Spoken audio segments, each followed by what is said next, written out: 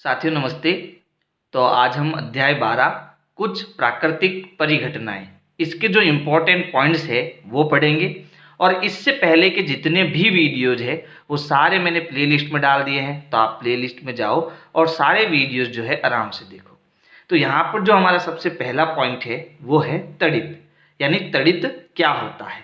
तो यहाँ लिखा है तड़ित एक विशाल स्तर की विद्युत चिंगारी होती है। यानी हम सामान्य चिंगारी जो उत्पन्न होते हुए देखते हैं, तो ये तड़ित भी क्या है, एक प्रकार की विशाल स्तर की यानी बहुत बड़ी चिंगारी है। यह बादलों में आवेश एकत्रित होने के कारण पैदा होती है। अब ये आवेश क्या है इसको हम आगे समझेंगे, लेकिन ये चिंगारी क्यों उत्पन्न होती है, इन आवेशों के उत्पन्न होने के कारण ही ये चिंगारी उत्पन्न होती है। आकाश में चमकने वाली यह चिंगारी जब पृथ्वी की ओर आती है तो इसे हम तड़ित कहते हैं। यानी कि बरसात के मौसम में जो बिजली गिरती है ना, बिजली क्या है, चिंगारी है। तो ये जो चिंगारी हमारे पृथ्वी की ओर गिरती है तो इस घटना को हम क्या कहते हैं, तड़ित कहते हैं। और ये चिंगारी किसके कारण उत्पन्न होती है, इन आवेशों के कारण उत्पन्न होती है। इसमें आगे लिखा है 600 ईसा पूर्व यूनानी यह जानते थे कि जब एम्बर को फर्श से रगड़ते हैं तो यह हल्की वस्तुओं को अपनी ओर आकर्षित करता है। यानी इस पॉइंट में ये आवेश क्या है इसको समझाने की कोशिश की गई है ना। तो ये यूनानी जो थे ना वो बहुत होशियार थे और उन्होंने 600 ईसा पूर्व ही यह जान लिया था कि ये जो तड़ित नामक चीज है वो एक प्रकार की चिंगारी है ना। अब ये उन्होंने कैसे जाना, तो वो क्या करते थे, एम्बर एक पदार्थ होता है। एम्बर क्या होता है, एक पथरीला पेड़ का राल होता है, यानी एक प्रकार का पदार्थ होता है। और जब उसको हम फर्श से रगड़ते हैं, है ना, इसको ऐसे समझो जैसे मान लो ये हमारा क्या हो गया, एम्बर हो गया। ये हमारा कोई एक पदार्थ हो गया एम्बर, और हम इसको किससे रगड़ेंगे, फर्श से। और फर क्या है, खाल का कपड़ा है, यानी एक प्रकार का खाल का कपड़ा है। इस खाल के कपड़े को इस पदार्थ से जब हम रगड़ेंगे तो ये जो एम्बर है, ये जो पदार्थ है वो आवेशित हो जाएगा। क्या हो जाएगा, आवेशित हो जाएगा, यानी इसमें एक विशेष प्रकार की शक्ति आ जाएगी। और जैसे ही इस एम्बर को, इस पदार्थ को हल्की वस्तुओं के पास में लाएंगे, जैसे कागज के टुकड़ों के पास में लाएंगे, तो ये कागज एक एक करके इसके पास जाने लगेंगे, चिपकने लगेंगे। अब ये क्यों चिपकने लग गए, क्योंकि ये जो पदार्थ है वो क्या हो गया, आवेशित हो गया। इसे एक प्रकार की शक्ति मिल गई जिसके कारण ये इस कागज को अपनी ओर खींच रहा है, आकर्षित कर रहा है। ठीक है। और ये शक्ति इसको कैसे मिली, जब दो अलग अलग पदार्थ आपस में रगड़ करते हैं तब इसको ये शक्ति मिली। और इस शक्ति का नाम क्या है कि भाई ये आवेशित हो गया। ये क्या हो गया, आवेशित हो गया। तो अब यूनानी जो थे ना, उनको ये पता चल गया कि भाई ये आवेशित होने के कारण इसको ये आकर्षित कर रहा है। तो ये आकर्षित कर रहा है ना, इसी घटना से चिंगारी उत्पन्न होती है। ये हम आगे समझेंगे कैसे चिंगारी उत्पन्न होती है जो। तो अगला पॉइंट जो है हमारा वो है रगड़ द्वारा आवेश उत्पन्न होते हैं। जब विपरीत आवेश एक दूसरे के पास जाते हैं तब चिंगारी उत्पन्न होती है। यानी आवेश भी अलग अलग होते हैं और अलग अलग प्रकृति के आवेश, यानी कि विपरीत आवेश जब एक दूसरे के पास आकर्षित होते हुए जाते हैं तब चिंगारी उत्पन्न होती है और चढ़ चढ़ की आवाज आती है। सर्दियों में हम देखते हैं कि हमारे स्वेटर का शरीर से घर्षण होने के कारण हमें कभी कभी करंट जैसा महसूस होता है, यानी एकदम चढ़ चढ़ की आवाज उत्पन्न होती है। वही चिंगारी होती है, यानी चिंगारी उत्पन्न हो रही है। और चिंगारी अगर आपको देखनी है तो आपके घर में जो लाइटर होता है ना, लाइटर को आप दबा के देखना, उसमें चिंगारी उत्पन्न होगी। ठीक है। तो इस प्रकार की चढ़ की आवाज आती है। तो ये क्यों आ रही है, क्योंकि हमारे शरीर और स्वेटर के बीच में आपस में घर्षण हो रहा है, और घर्षण होने के कारण क्या उत्पन्न हो रहे हैं, आवेश उत्पन्न हो रहे हैं। इसी वजह से जो है चिंगारी उत्पन्न होती है। यानी जब विपरीत आवेश जब एक दूसरे के पास जाते हैं तब यह चिंगारी उत्पन्न होती है। अगला पॉइंट है सन 1752 में बेंजामिन फ्रैंकलिन ने बताया कि तड़ित तथा वस्त्रों में उत्पन्न चिंगारी एक ही परिघटना है जो कि आवेश अर्जित करने से होती है। अभी मैंने आपको बताया कि वस्त्र और शरीर के बीच में जब घर्षण होता है तो हमारा शरीर आवेशित हो जाता है, और आवेशित होने के कारण ये चिंगारी उत्पन्न होती है। तो ये जो हमारे शरीर में चिंगारी उत्पन्न हुई है और ये जो तड़ित की घटना है वो दोनों ही समान स्तर की घटना है। लेकिन इसमें होता क्या है, इसमें आवेश विशाल स्तर में एकत्रित होते हैं, तो चिंगारी बहुत बड़ी नेचर की होती है। लेकिन इसमें हमारा जो आवेश है वो बहुत कम उत्पन्न होता है, इसलिए हल्की सी चिंगारी इसमें उत्पन्न होती है ना।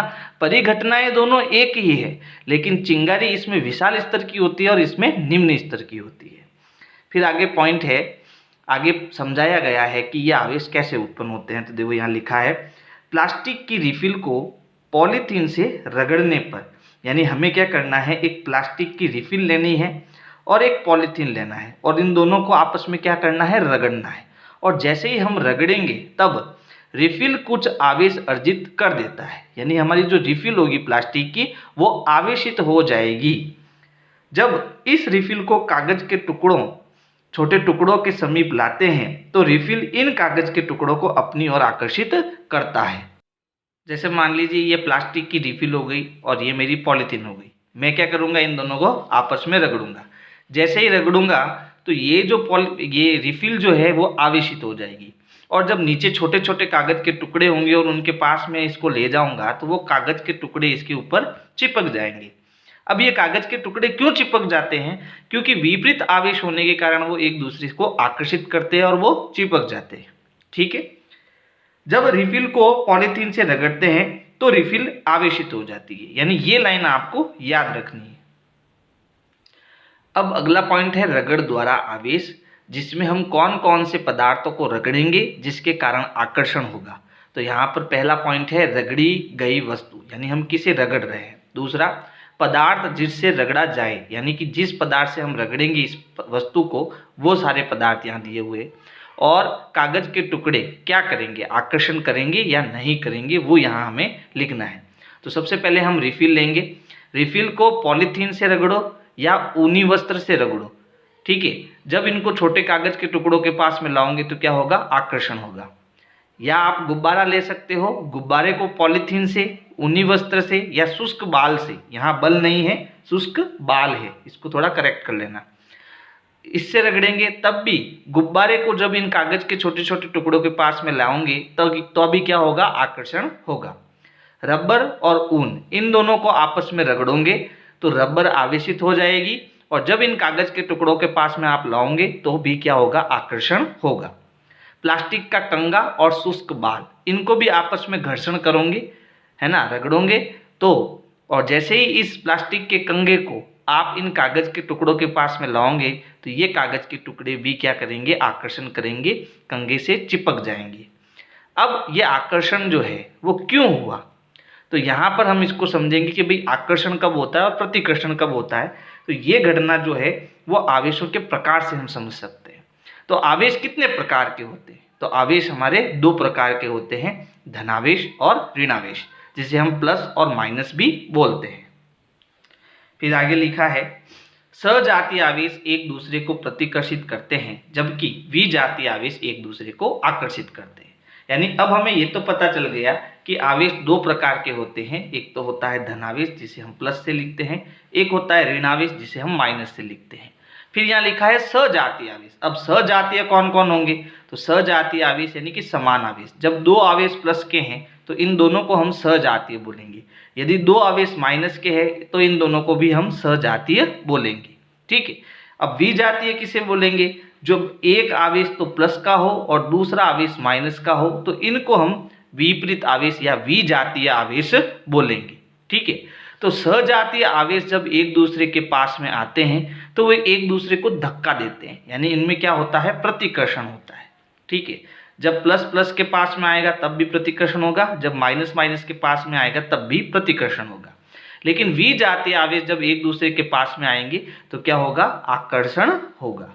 तो ये बात हमें ध्यान रखनी है, सजातीय आवेश हमेशा प्रतिकर्षण करते हैं और विजातीय आवेश हमेशा आकर्षण करते हैं।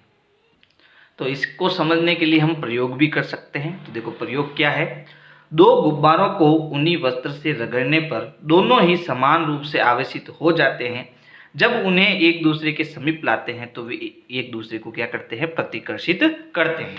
यानी कि हमें क्या करना है, गुब्बारे लेने हैं और इस गुब्बारे को, दोनों गुब्बारों को ऊनी कपड़े से रगड़ना है। जैसे ही मैं इस गुब्बारे को ऊनी कपड़े से रगड़ूंगा, इसको ले लेते हैं, इसको ऊनी कपड़े से रगड़ूंगा और इसको भी ऊनी कपड़े से रगड़ूंगा और दोनों को ऊपर लटका के इन दोनों को पास में लाने की कोशिश करूंगा, तो ये दोनों एक दूसरे को क्या करेंगे, धक्का देंगे। क्यों? क्योंकि इसको भी मैंने ऊनी कपड़े से रगड़ा और इसको भी मैंने ऊनी कपड़े से रगड़ा, तो दोनों में कैसा आवेश आएगा, समान आवेश आएगा, है ना। चाहे तो दोनों के पास प्लस भी आ सकता है या फिर दोनों के पास माइनस भी आ सकता है, लेकिन आएगा दोनों में सजातीय आवेश। तो समान आवेश आएंगे तो ये एक दूसरे का क्या करेंगे, प्रतिकर्षण करेंगे, धक्का देंगे। ठीक है, फिर आगे लिखा है, दो रिफिल को पॉलीथीन से अलग अलग रगड़कर एक दूसरे के समीप लाने पर भी वे प्रतिकर्षण करते हैं। यानी अब हमें क्या करना है, दो रिफिल लेनी है प्लास्टिक की और दोनों को आवेशित करना है। किससे करना है, पॉलीथीन से। एक रिफिल को पॉलीथीन से रगड़ा, दूसरे रिफिल को भी पॉलीथीन से रगड़ा, और जैसे ही मैं एक दूसरे के पास में इनको लाऊंगा वो भी एक दूसरे को क्या करेंगे, धक्का देंगे। ठीक है, लेकिन एक रिफिल को हाथ से पकड़ना है तो दूसरी रिफिल को भी हाथ से नहीं पकड़ना है, तो फिर उनको कैसे पकड़ना है, इस प्रकार से आप जो है रिफिल को एक कांच की ग्लास में एक रिफिल को आवेशित करके रख सकते हो और दूसरी रिफिल को आवेशित करके आप हाथ से पकड़ोगे ना, तो ये एक दूसरे का प्रतिकर्षण करेगी, एक दूसरे को धक्का देगी।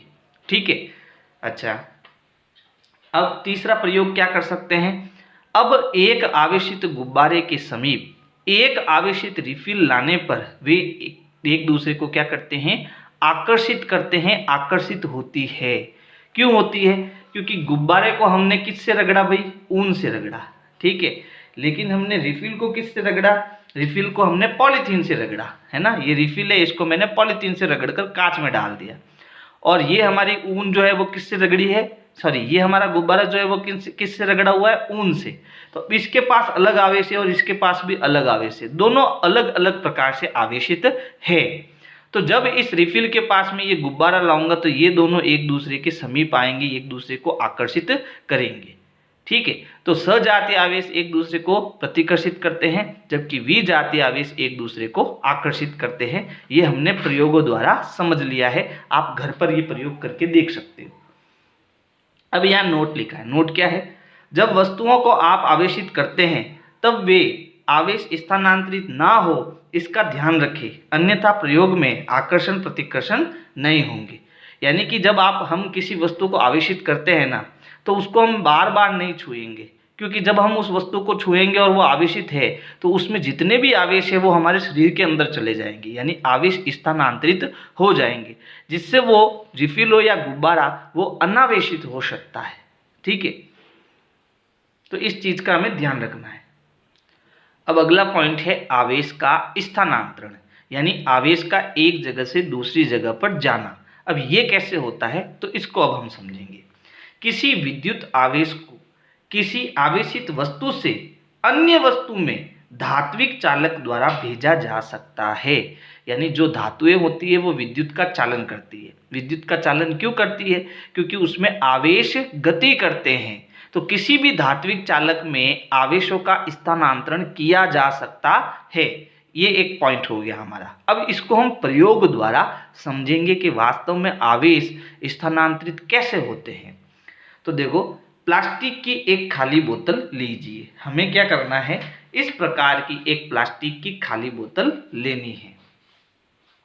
बोतल के मुंह पर एक गत्ता रखकर बीच में छिद्र करें। अब हमें क्या करना है, कागज का गत्ता लेना है। ठीक है, ये गत्ता, ठीक है, ये गत्ता हो गया। इसके बीच में हमें क्या करना है, छेद करना है। गत्ते के छिद्र में एक पेपर क्लिप लेकर इसमें एल्यूमिनियम की समान साइज की पट्टिकाएं चित्रानुसार लगाइए। अब हमें क्या करना है, ये हमारी क्या हो गई, एक पेपर क्लिप हो गई, इस प्रकार की ये क्लिप हो गई। ठीक है, इस क्लिप में हमें क्या करना है, समान रूप से दो एल्यूमिनियम की जो पट्टिकाएं हैं, जो दोनों कैसी हो, समान हो। ठीक है, जिनकी साइज क्या हो, समान हो। तो समान साइज की दो अलग अलग पट्टिकाएं लेनी है और इस पेपर क्लिप में हमें लटका देनी है। ये पेपर क्लिप जो है आपका तांबे का तार का भी हो सकता है। ठीक है, तो इसमें हमने क्या करा, दो एल्यूमिनियम की पट्टियां इस प्रकार से स्वतंत्रता पूर्वक लटका दी। अब एक रिफिल को आवेशित करके पेपर क्लिप पर स्पर्श कराने पर हम देखते हैं कि रिफिल से आवेश पेपर क्लिप से होते हुए एल्यूमिनियम की पट्टियों में चले जाते हैं। इससे पट्टियों पर समान आवेश पहुंचने से वे एक दूसरे को प्रतिकर्षित करती है। यानी अब हमें क्या करना है, ये सारी चीज हमने बना ली। अब हमें एक रिफिल लेनी है। ये आप किसी भी पेन से रिफिल निकाल कर इसको यूज कर सकते हो। इस रिफिल को हम आवेशित करेंगे। कैसे करेंगे? पॉलीथीन से रगड़ कर। तो जैसे ही रिफिल को पॉलीथीन से रगड़ेंगे 4-5 बार, तो ये रिफिल आपकी क्या हो जाएगी? आवेशित हो जाएगी। अब इस रिफिल को हम क्या करेंगे? इस पेपर क्लिप पर स्पर्श कराएंगे, इससे टच कराएंगे। मान लो ये तांबे का तार है, तो ये हमारा क्या हो गया? धात्विक चालक हो गया। तो ये तांबे का तार है और इस रिफिल को मैं जैसे ही टच कराऊंगा तो ये इस रिफिल में क्या है? आवेश है ना। और आवेश स्थानांतरण कहाँ करते हैं? धात्विक चालक में करते हैं। ठीक है, तो ये हमारा पेपर क्लिप क्या है? धातु है। तो यहाँ से आवेश क्या करेंगे? जाने लग जाएंगे। इसके स्पर्श कराते ये आवेश इसके अंदर जाने लग जाएंगे, और ये जब इसके अंदर जाएंगे तो यहाँ एल्यूमिनियम की दोनों पट्टियों में भी चले जाएंगे। ठीक है, और जैसे ही दोनों पट्टियाँ आपकी आवेशित होगी, ये दोनों एल्यूमिनियम की पट्टियाँ समान आवेश इसके अंदर आने के कारण वे एक दूसरे को धक्का देंगी, और धक्का देने पर ये दोनों जो एल्यूमिनियम की पट्टी है वो ऐसे धक्का देकर इस प्रकार से चौड़ी हो जाएगी। ऐसे थी पहले, अब ऐसे हो जाएगी। क्यों हो जाएगी? क्योंकि यहाँ पर जो ये रिफिल है इसके अंदर आवेश थे, तो ये आवेश कहाँ चले गए? पहले पेपर क्लिप में चले गए। पेपर क्लिप से वो कहाँ पहुँच गए? इन दोनों एल्यूमिनियम की पट्टी में पहुँच गई। जैसे ही दोनों ही एल्यूमिनियम की पट्टी आवेशित हुई तो समान आवेश होने के कारण वो एक दूसरे को धक्का देगी। इसका मतलब क्या हुआ? इसका मतलब ये हुआ कि हमारे जो आवेश है वो एक जगह से दूसरी जगह पर जा सकते हैं। आवेशों का स्थानांतरण होता है, और कहाँ होता है? धात्विक चालक द्वारा होता है। ठीक है, ये प्रयोग द्वारा हमने इसको समझ लिया। फिर देखो अगला पॉइंट हमारा है विद्युतदर्शी। यानी ये जो प्रयोग हमने किया है ना, इसी को हम विद्युतदर्शी बोलते हैं। अब इस विद्युतदर्शी से हुआ क्या? तो देखो, कोई वस्तु आवेशित है या नहीं, इसका परीक्षण करने के लिए जो युक्ति काम लेते हैं विद्युतदर्शी कहलाती है। यानी रिफिल हमने आवेशित की, तभी यहाँ पर क्या हुआ? प्रतिकर्षण हुआ। अगर मैं इस रिफिल को आवेशित नहीं करता तो क्या इसमें आवेश जाते? नहीं जाते, क्योंकि ये तो खुद ही अनावेशित है। तो कोई चीज आवेशित है या नहीं, अगर इसका मुझे पता करना हो तो मैं इस विद्युतदर्शी द्वारा कर सकता हूं। यही हमारा विद्युतदर्शी उपकरण है। ठीक है भाई, आवेश स्थानांतरण हुआ। आवेश स्थानांतरण कब होगा?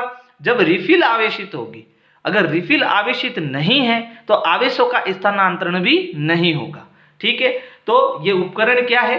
कोई वस्तु आवेशित है या नहीं है, इसका परीक्षण करने के लिए जो युक्ति काम लेते हैं, जो उपकरण काम लेते हैं, उसी को हम विद्युतदर्शी कहते हैं। अगला पॉइंट है, आवेशित एल्यूमिनियम की पट्टियां अनावेशित तब हो जाएगी जब हम पेपर क्लिप को हाथ से स्पर्श करेंगे।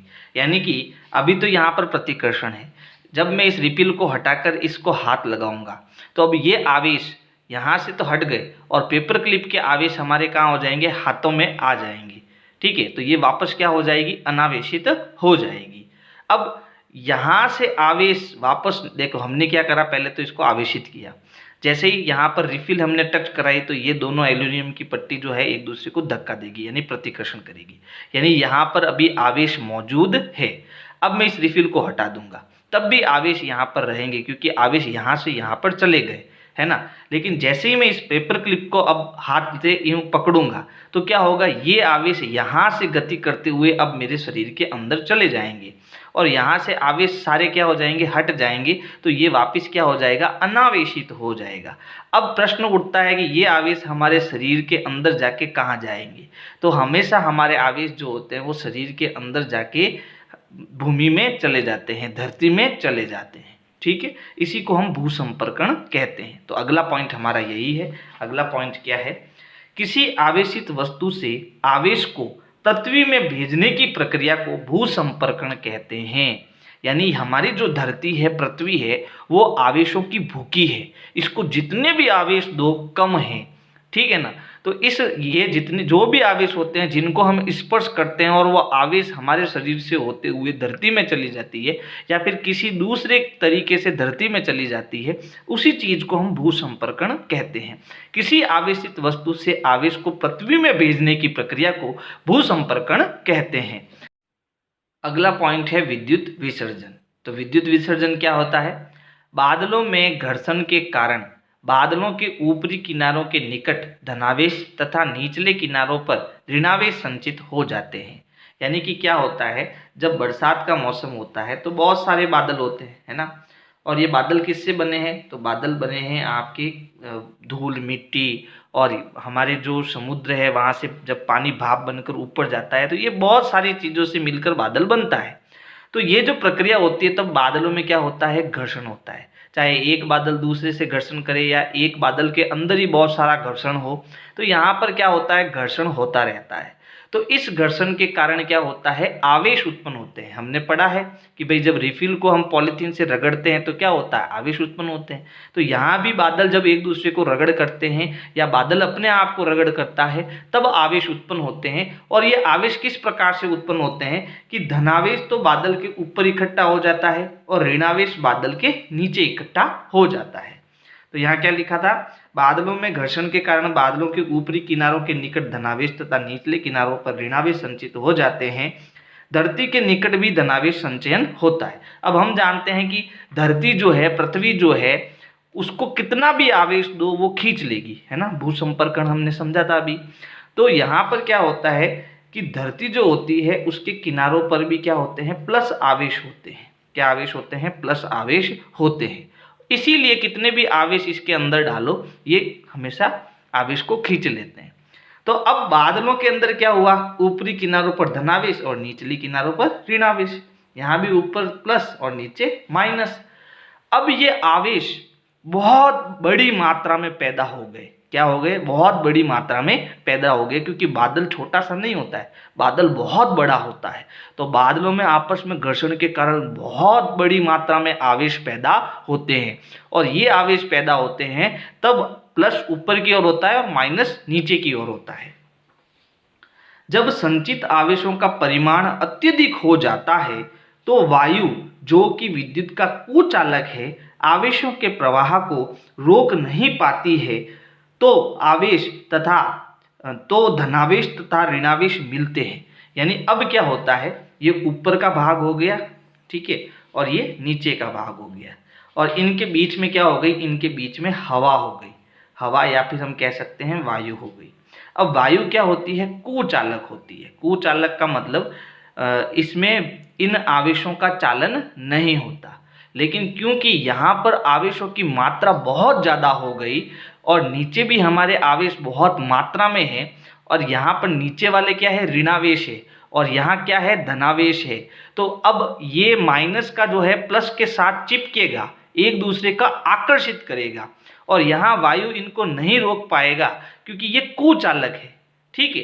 तो अब यहाँ इन दोनों आवेशों के बीच में आकर्षण होने के कारण ये माइनस प्लस की ओर जाएगा, और जैसे ही जाएगा तो हमें ऐसे चिंगारियां उत्पन्न होती हुई दिखाई देगी। यानी जब माइनस आवेश प्लस की ओर जाता है तो यहाँ पर हमें चिंगारी यानी कि बिजली गिरती हुई दिखाई देती है। इसी घटना को हम तड़ित कहते हैं। बात समझ में आई? तो आगे क्या लिखा है? आवेशों के प्रवाह को रोक नहीं पाती है। कौन? वायु। तो धनावेश तथा ऋणावेश मिलते हैं, धनावेश ऋणावेश आपस में मिलते हैं, जिससे प्रकाश की चमकीली धारियां यानी कि चिंगारियां उत्पन्न होती है तथा ध्वनि भी उत्पन्न होती है। भाई बिजली जब नीचे गिरती है तो बहुत बड़ी मात्रा में ध्वनि भी पैदा होती है। इसे हम तड़ित के रूप में देखते हैं और इसी पूरी घटना को हम विद्युत विसर्जन कहते हैं। तो ये होता है विद्युत विसर्जन, जो कि शुरुआत में हमने देखा था। देखो यहाँ बादल हो गए, ऊपर प्लस आवेश हो गए, नीचे माइनस आवेश हो गए, और धरती पर भी हमारा क्या है? प्लस के आवेश है। तो ये प्लस और माइनस यानी कि ये माइनस जो है इसकी ओर जाएगा, आकर्षित होगा। तो जब इसकी ओर आकर्षित होगा तो ये चिंगारियां यहाँ पर उत्पन्न होगी और ध्वनि सुनाई देगी, ठीक है। यही तड़ित की घटना है और इसी को हम विद्युत विसर्जन कहते हैं। अगला पॉइंट है, बादलों में आवेशों का पृथक्करण। तूफान के समय जब वायु की धाराएं ऊपर की तरफ जाने तथा जल की बूंदों का नीचे की ओर आने से प्रबल गतियों के कारण होता है। यानी यहाँ आप ये बादलों का जो आवेशों का पृथक्करण होता है, यानी प्लस ऊपर और माइनस नीचे, इसका कारण लिखा हुआ है कि भाई प्लस ऊपर क्यों होता है और नीचे माइनस क्यों होता है। तो इसका कारण ये होता है कि जब तूफान होता है ना, तो वायु की जो धाराएं होती है वो ऊपर की तरफ जाती है और बरसात की जल की बूंदें जो है वो नीचे की तरफ आती है। तो इस कारण से वायु का ऊपर जाना, जल की बूंदों का नीचे आना, इस कारण से ये आवेशों का पृथक्करण होता है। यानी कि बादल में प्लस ऊपर आ जाता है और माइनस नीचे आ जाता है। विद्युत विसर्जन की प्रक्रिया दो या अधिक बादलों के बीच अथवा बादलों तथा पृथ्वी के बीच हो सकती है। अब ये विद्युत विसर्जन की प्रक्रिया जो है वो अलग अलग प्रकार से हो सकती है। जैसे चिंगारी इस बादल से इस बादल की ओर जाए, क्यों कि माइनस ये है तो माइनस प्लस की ओर इधर यूं क्रॉस में चला जाए, और ये प्लस इस तरफ माइनस नीचे की ओर चला जाए। तो यहाँ पर आपको चिंगारियाँ यानी कि बिजली गिरती हुई बिजलियाँ यहाँ पर दिख सकती है। एक तो ये तरीका हो गया। दूसरा, ये बिजली जो है, ये चिंगारी जो है वो धरती की ओर जाए तो हमें दिखाई दे सकती है। तो दो प्रकार से हमें ये चिंगारियाँ दिखाई दे सकती है। अब तड़ित से सुरक्षा, तो देखो तड़ित बहुत भयंकर घटना होती है जिसके कारण बहुत बड़ा नुकसान होता है। तो अब यहाँ इस तड़ित से हम सुरक्षा कैसे करें, अपनी सुरक्षा कैसे करें, तो उसके 3 उपाय हैं। तड़ित की गरज सुनते ही किसी मकान या भवन में चले जाए।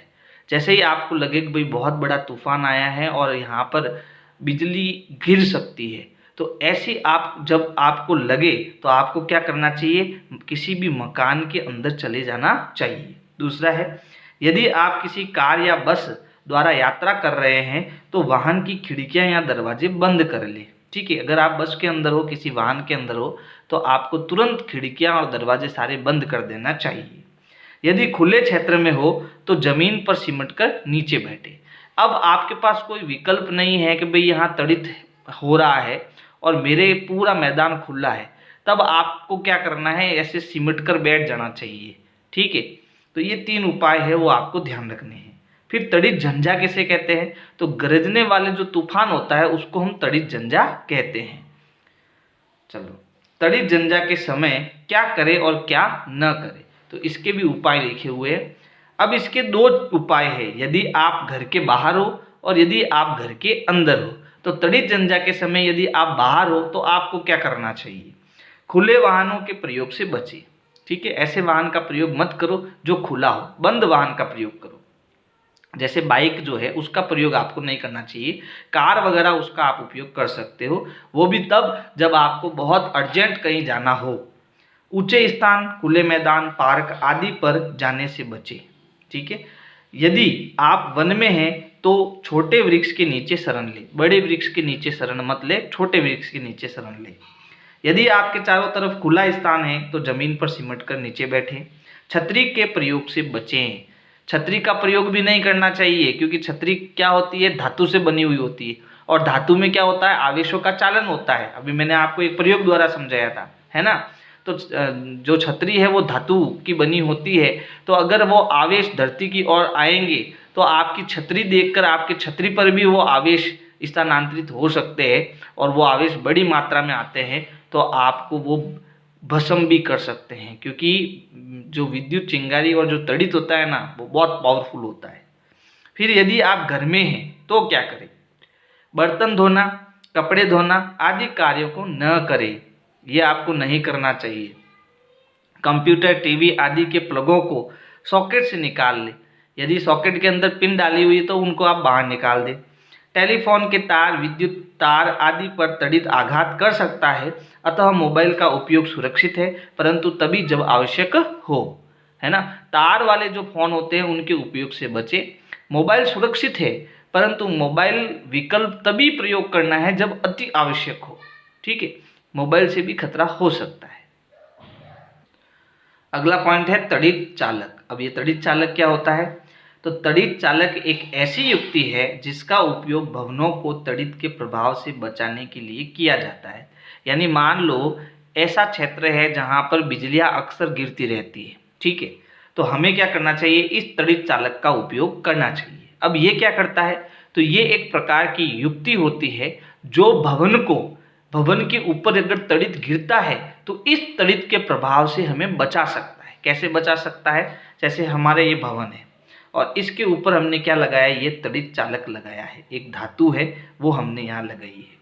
अब ये धातु क्या होती है? ये बहुत लंबी एक छड़ होती है और इसको हम क्या करते हैं? यहाँ भूमि के नीचे यहाँ पर स्थापित कर देते हैं। तो हम जानते हैं आवेश स्थानांतरित कहाँ होते हैं? धातु पर होते हैं, है ना। तो जैसे ही यहाँ पर बिजली गिरेगी, पहले तो बिजली कहाँ गिरेगी? जहाँ पर उसको जाने का रास्ता मिलेगा। अब जाने का रास्ता वो कहाँ खोजेगी? जहाँ पर धातु उसको दिखाई दे। तो ये इस पर गिरेगी और जब इस पर गिरेगी तो इसका रास्ता कौन सा है? इसका रास्ता ये जमीन वाला है ना। यानी ये भवन से होते हुए छड़ कहाँ जा रही है? जमीन में जा रही है, धरती में जा रही है। और धरती हमारा जो ये तड़ित होता है, ये जो ये चिंगारी होती है, वो आखिर कहाँ जाती है? वो भूमि के अंदर जाती है। तो यहाँ पर जैसे ही ये इस चालक पर गिरेगी तो ये सीधे आवेश जो है धड़ाधड़ इस जमीन के अंदर जाते रहेंगे। ठीक है, तो इस भवन को किसी प्रकार का कोई नुकसान नहीं होगा। लेकिन अगर ये मान लो तड़ित चालक नहीं है और यहाँ पर ये बिजली गिरती है तो इस भवन को तहस नहस कर देगी। तो देखो कितना फायदा हो गया। यहाँ पर 1% हमें कोई दिक्कत नहीं हो रही है अगर यहाँ पर बिजली गिर रही है तो। ठीक है, किसकी वजह से? इस तड़ित चालक की वजह से। तो देखो आगे लिखा है, तड़ित चालक भवन निर्माण के समय उसकी दीवारों में उस भवन की ऊंचाई से अधिक लंबाई की धातु की छड़ स्थापित की जाती है। तो यहाँ पर देखो ये जो छड़ है भवन की लंबाई से क्या है? ज़्यादा है, ऊपर भी थोड़ी ज़्यादा है और नीचे भी थोड़ी ज़्यादा है। इस छड़ को एक सिरा वायु में खुला रखा जाता है तथा दूसरा सिरा जमीन में काफ़ी गहराई तक दबा देते हैं। अब इस तड़ित चालक में एक सिरा तो ऊपर की ओर वायु में खुला होता है और दूसरा जो सिरा होता है वो नीचे जमीन में दबा दिया जाता है ना। अगला पॉइंट हमारा है भूकंप। तो देखो एक प्राकृतिक परिघटना तो हमारी क्या हो गई? तड़ित हो गई। अब दूसरी हमारी कौन सी घटना है? भूकंप की। तो भूकंप समझते हैं। बहुत कम समय के लिए पृथ्वी की भूपर्पट्टी के भीतर गहराई में हलचल के कारण भूकंप उत्पन्न होता है। यानी हमारी जो ये पृथ्वी है, हमारी जो ये पृथ्वी है अंडाकार, ठीक है, ये इसकी ऊपरी परत होगी जिसे हम कहते हैं भूपर्पट्टी। तो इस पृथ्वी के यहाँ केंद्र में जब एक हलचल होती है ना, तो इस हलचल के कारण ही भूकंप उत्पन्न होता है। भूकंप उत्पन्न कैसे होता है? बहुत कम समय के लिए पृथ्वी की भूपर्पट्टी के भीतर यानी अंदर की तरफ गहराई में हलचल के कारण भूकंप उत्पन्न होते हैं। अब ये हलचल होता क्यों है इसको समझेंगे। कम तीव्रता के भूकंप से कोई क्षति नहीं होती, परंतु अधिक तीव्रता के भूकंप से भवन, पुल, बांध आदि को बहुत नुकसान होता है। अगर छोटा भूकंप आता है तो कोई दिक्कत नहीं है, लेकिन अधिक तीव्रता वाला भूकंप आ जाए तो बहुत बड़ी नुकसान वो कर सकता है। भूकंप से बाढ़, भूस्खलन तथा सुनामी आ सकती है। यानी भूकंप से होने वाले नुकसान क्या क्या है? इससे बाढ़ आ सकती है, भूस्खलन हो सकता है और सुनामी भी आ सकती है।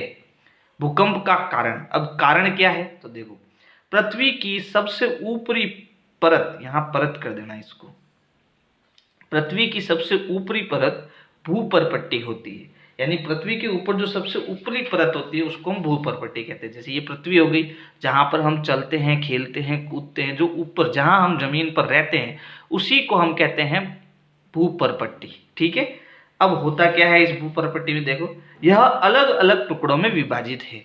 अब ये जो भूपर्पट्टी है देखो यहाँ पर ये अलग अलग टुकड़ों में यहाँ ऐसे इस प्रकार से विभाजित होती है। ठीक है, जैसे हमारा भारत देश है तो वो एक भूपर्पट्टी का हिस्सा हो सकता है ना। यहाँ पर देखो ये बहुत सारी ये इस प्रकार की भूपर्पट्टियाँ बनी हुई है। ठीक है, अलग अलग टुकड़ों से मिलकर बनी हुई है। जैसे हम 2-3 कागज को चिपकाते हैं ना, जैसे मैंने ये कागज फाड़ दिया, मान लो ये कागज मैंने फाड़ दिया, ठीक है, तो यहाँ पर मैंने इसको इस प्रकार से रख दिया, तो ये भूपर्पट्टी अलग भाग है और ये भूपर्पट्टी भाग अलग है। तो ये इस प्रकार से अलग अलग परतों में बनी हुई है। ठीक है, फिर आगे क्या कह रहा है देखो, इन टुकड़ों को हम प्लेट कहते हैं। तो ये जो टुकड़े हमने किए हैं अलग अलग टुकड़े, इन्हीं को हम क्या कहते हैं? प्लेट कहते हैं। जैसे ये अलग प्लेट हो गई, ये वाली अलग प्लेट हो गई। फिर क्या हुआ, ये प्लेट निरंतर गति करती रहती है। अब गति क्यों करती है इसको समझो। होता क्या है कि जो हमारी पृथ्वी है ना, जो हमारी पृथ्वी है। इस पृथ्वी के जैसे जैसे हम नीचे की ओर जाते हैं तो यहाँ पर तो ऊपर की तरफ थोड़ी ऊपर की मतलब भूपर्पट्टी के थोड़ा नीचे तो यहाँ बहुत सारी चट्टानें मिट्टी वगैरह होती है, लेकिन जैसे जैसे हम नीचे जाते हैं ना वहाँ पर तरल भाग होता है। कैसा भाग होता है? तरल भाग होता है, यानी कड़क भाग नहीं होता है, हल्का नरम भाग होता है। तो जैसे ही यहाँ पर गड़बड़ी होती है तो ये तरल भाग होने के कारण जो ऊपर का भाग है ना वो हलचल करने लग जाता है, वो गति करने लग जाता है। ठीक है, क्यों? क्योंकि तरल जो है वो कड़क नहीं होता है, तो यहाँ पर थोड़ा भी हलचल होगा तो ये प्लेट जो है आपस में ऐसे ऐसे घर्षण करने लगेगी, गति करने लगेगी। जब ये एक दूसरे से रगड़ खाती है तब भूपर्पट्टी में विक्षोभ उत्पन्न होता है, यही विक्षोभ भूकंप कहलाता है।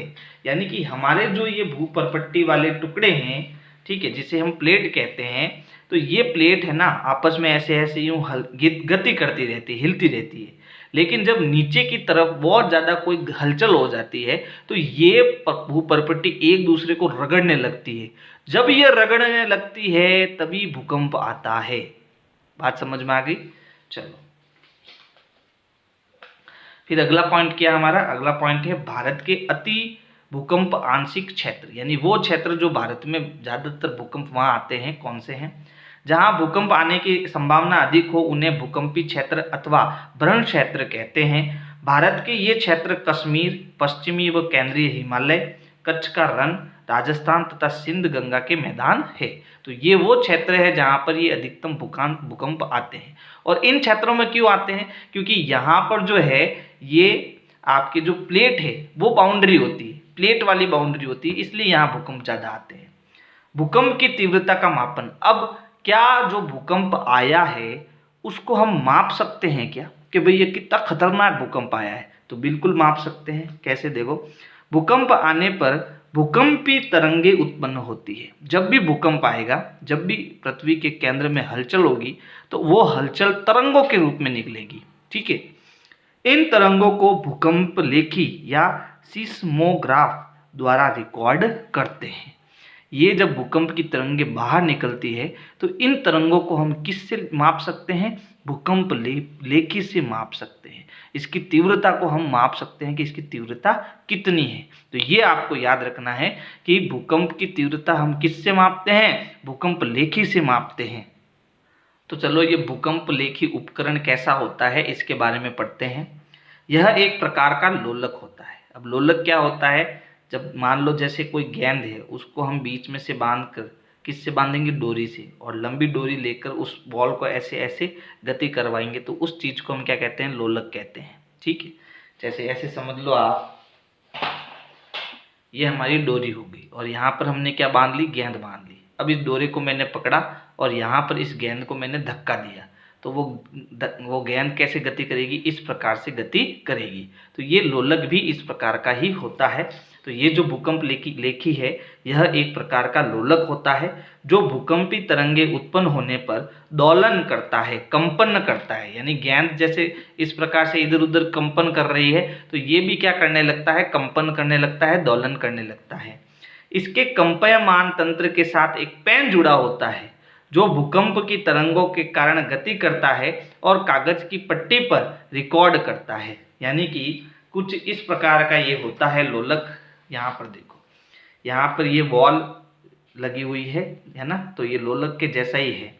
और जैसे ही भूकंपी तरंगे आ गई, ये देखो, ये हमारी क्या हो गई? ये भूपर्पट्टी हो गई। ठीक है, और ये हमारा क्या हो गया? केंद्र हो गया। जैसे ही यहाँ हलचल होगी तो यहाँ पर इस प्रकार की तरंगे उत्पन्न होगी। अब ये तरंगे कहाँ पर आएगी? भूपर्पट्टी की सतह पर आएगी। जैसे ही आएगी तो वहाँ पर ये यंत्र पड़ा रहेगा और जब ये तरंगे उत्पन्न होगी ना तो ये यंत्र अपना आप काम करने लगेगा और यहाँ पर नीचे एक क्या लगा होता है? पेन लगा होता है। तो जैसे ही यहाँ हलचल होती है इसके अंदर, भाई तरंगे आएंगी तो इसमें हलचल होगा और जैसे ही हलचल होगा तो ये पेन जो है वो इन तरंगों को यहाँ पर ग्राफ के रूप में बना देगा और इस ग्राफ को पढ़कर हम बता सकते हैं कि इसकी भूकंप की तीव्रता कितनी थी, यानी ये कितना खतरनाक भूकंप आया है, वो हम इससे आराम से बता सकते हैं। किसी भूकंप की शक्ति के परिमाण को रिक्टर पैमाने द्वारा व्यक्त करते हैं। यानी कि ये भूकंप लेखी से जो हमने रिकॉर्ड बनाया है, तो उस रिकॉर्ड को पढ़कर हम क्या कर सकते हैं, हम बता सकते हैं कि इस भूकंप का परिमाण कितना है ना। और ये किससे करते हैं, रिक्टर पैमाने द्वारा करते हैं। विनाशकारी भूकंप का रिक्टर पैमाने पर परिमाण 7 से अधिक होता है, यानी 7 से अधिक टाइप का भूकंप आ गया तो वहां पर बहुत खतरनाक नुकसान होने के चांस है। ठीक है, परिमाण 3 हल्के भूकंप के हैं, यानी अगर परिमाण 3 बता रहा है, रिक्टर पैमाने पर परिमाण कितना बता रहा है, 3 बता रहा है, तो भूकंप आपका हल्का फुल्का है, उसमें किसी प्रकार का कोई नुकसान होने की संभावना न के बराबर है। ठीक है, भुज तथा कश्मीर में आए भूकंप का परिमाण 7.5 से अधिक था। देखो अभी हमने पढ़ा है कि रिक्टर पैमाने पर अगर परिमाण 7 से अधिक आता है तो वो विनाशकारी भूकंप होता है। तो हमारे भारत में, गुजरात में भुज और कश्मीर में जो भूकंप आए थे ना, उसका परिमाण कितना था, 7.5 से अधिक था। तो सोचो आप कितना खतरनाक भूकंप आया होगा। भूकंप की भविष्यवाणी नहीं की जा सकती, भूकंप की कभी भविष्यवाणी हम नहीं कर सकते हैं। 8 अक्टूबर 2005 को भारत में उत्तरी कश्मीर के उरी, जबकि 26 जनवरी 2001 को गुजरात के भुज जिले में भूकंप आया था। ये आपको याद करना पड़ेगा। अगला पॉइंट है भूकंप से बचाव, यानी भूकंप से हम कैसे बच सकते हैं। तो इसमें कुछ समझने जैसा विशेष है नहीं, फिर भी मैं पढ़ लेता हूँ। भवनों का डिजाइन ऐसा हो कि वे भूकंप के झटके सह सके, यानी ऐसा डिजाइन करो भवन को जहाँ पर भूकंप ज़्यादा आते हैं तो इंजीनियर को बुलाओ और उसको बोलो कि भाई ऐसा भवन बना कि कितना भी तेज भूकंप आए हम सुरक्षित रहें, है ना। अलमारियों आदि की दीवारों के साथ जड़ दे जिससे वे आसानी से न गिरे। अब जो अलमारियाँ होती है ना, उनको दीवार में फिट कर दो ताकि भूकंप आने पर वो जो अलमारी है वो नीचे ना गिरे, क्योंकि नीचे गिरेगी तो उससे हमें नुकसान हो सकता है, या हो सकता है कि वो नीचे गिरे और हम पास में खड़े हो तो हमारे ऊपर गिर जाए। तो ये काम हमें करना चाहिए। दीवार घड़ी, फोटो फ्रेम, गीजर आदि को दीवार के उस जगह पर लटकाएं जहां भूकंप आने पर ये लोगों के ऊपर ना गिरे। ठीक है, अब बचाव क्या क्या है, घर के बाहर और घर के अंदर। तो बाहर देखो, कार या बस को खुले स्थान पर ले जाएं। जब भूकंप आए तो आप कार में हो, बस में हो, है ना, बाहर हो, तो उसे हमेशा खुले स्थान पर लो। कार या बस में हो तो बाहर न निकले। भवन, वृक्ष, विद्युत लाइन आदि से दूर रहे। और अगर घर में हो तो किसी मेज के नीचे आश्रय ले, यानी कि आप घर में हो और वहाँ भूकंप आ रहा है तो जो आपका पलंग होता है, पलंग के नीचे चले जाओ, है ना, किसी मेज या किसी टेबल के नीचे चले जाओ। गिरने वाली वस्तु के नीचे न रहे, यानी आपको लगता है कोई चीज़ कच्ची है जो भूकंप आने से हमारे ऊपर गिर सकती है, तो ऐसी चीज़ों से सावधान हो और वहाँ से हट जाओ। यदि बिस्तर पर हो तो सिर पर तकिया रख दे। अब मान लो आप सो रहे हो और भूकंप आया है, तो आपको जैसे ही ये लगे कि भाई भूकंप आ रहा है तो आपके सिर के ऊपर तकिया रख दो। क्यों? क्योंकि भूकंप आने से कोई भी चीज़ जो है वो कंपन होकर अपने आपके ऊपर गिर सकती है। तो सबसे पहले आपका सिर बचाओ, सिर के ऊपर तकिया रख दो। ठीक है, तो ये चीज़ें हम जो है बचाव के लिए कर सकते हैं। अब ये पार्ट हमारा समाप्त होता है। और अगर आपको मेरी वीडियोस पसंद आ रही है तो वीडियो को लाइक करना है, अपने दोस्तों को शेयर करना है। Thank you.